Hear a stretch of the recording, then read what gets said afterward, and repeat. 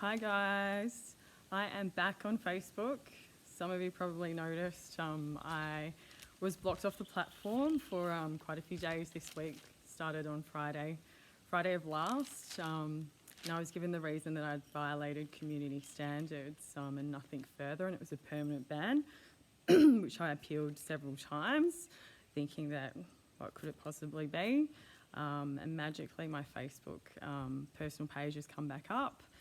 And yeah, interesting. It's interesting times with censorship, in particular around groups and individuals that are raising awareness for vulnerable members of our community, our children. So previously, our Rise Up for Children group received a lot of censorship, firstly starting with a lot of our posts not being shown to members having a lot of trouble finding the group. And then finally the entire group of 10,000 members being disabled. And it is really concerning when people are there raising awareness and funding to rescue children from an evil which we all know exists. Child exploitation and in particular sexual exploitation is rampant in countries all around the world. And the censorship of groups and individuals speaking out and raising awareness is, it's pretty disgraceful.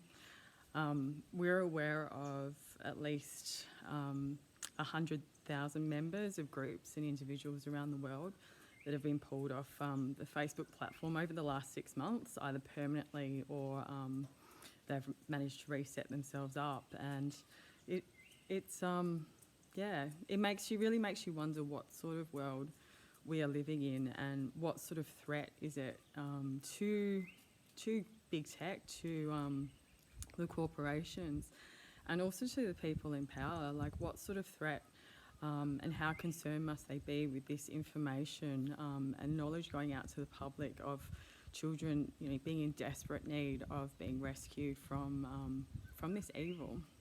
So yeah, interesting times. Other strange things on Facebook, I don't know if you guys caught it, but I watched the Attorney General's page, obviously because our petitions have been submitted to him and we're waiting on a response before it's debated in Parliament. And about a week ago, Christian Porter, our Attorney General, put up a post saying, in case you missed it, Morrison has introduced mandatory sentencing, which I was quite impressed with until I looked a little bit further and actually found that the laws that he was talking about had actually been introduced 18 months ago.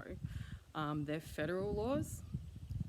So as you probably know, the great majority of child abuse cases, it's getting windy, child abuse cases and sexual abuse cases get tried in state courts rather than federal courts.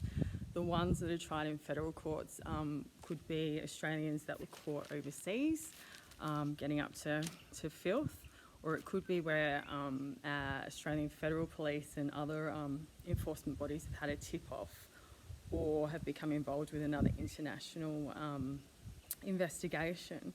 So when you think about, every 16 minutes in Australia, a child is reported as being sexually abused. When you think about those numbers, the great majority of them are actually being tried in our state courts. So these mandatory sentences that Christian Porter mentioned we might have missed in his Facebook post last week aren't working. They don't apply to the great majority of court cases for children because they're tried in our state courts, and our state courts are not going along with any of the rules that are being enforced at a federal level as well. So really concerning to see, I could say, very misleading advertising coming from a leader of our country and someone that the Australian people are meant to actually be able to go to and report if they feel a court case has been mishandled, especially in relation to child sexual abuse.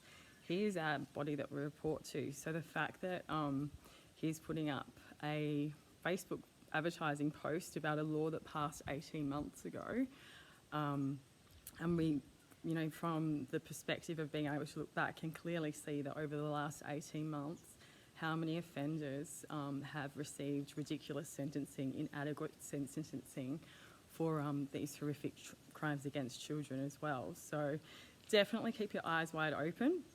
You know, it's up to us as the public to, you know, remember these are people that we voted in to represent us. So, you know, we are there to hold them accountable. And I encourage you to contact Christian Porter, to contact your MPs and your senators, and let them know, you know, this is something that's really important to you, and we are well aware that kookaburras are going off. We are well aware that you know, things haven't been handled very correctly in the past, and we will not tolerate it any further. So really this week, I'd like to encourage everyone to take action. We know that the petitions are due to be debated in Parliament very shortly, so it's an amazing time to raise awareness in our communities. Thank you to everyone that's sharing our videos and our posts. Thank you to everyone who's getting out there and talking to people in the community. I know at times that can be challenging because of the, you know, lack of awareness, but that conversation has to start somewhere. And by us all standing in our truth, you know, we are creating a space where other people can come forward and speak and, you know, stand in their truth as well for, you know, for the children of the past that haven't received justice, for the children of today. You know, I'm still aware of children that are caught up in this evil, you know, as we speak right now, and it's not good enough. It must stop, and for our future generations as well.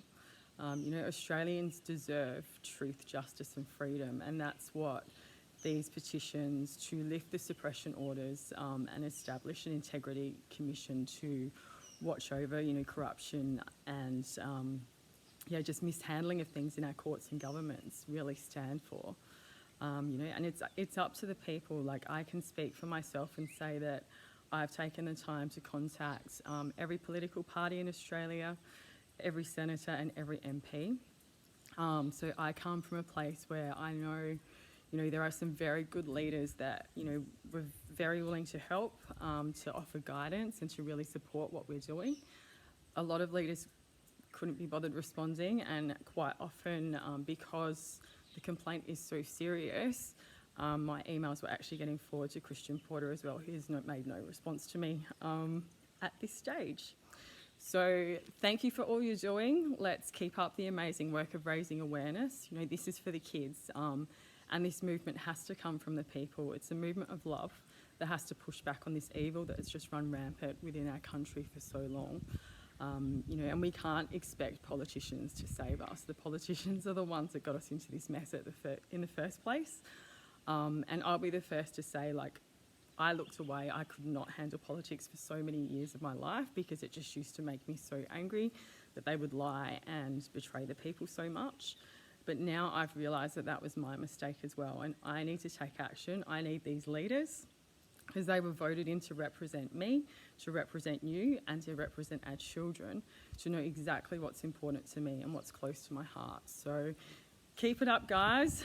You know, we are making moves every single week, and there's more and more eyes opening in Australia and all around the world, and so many amazing people uniting to get this message out for children, and to really create a future and a world that we can be proud of.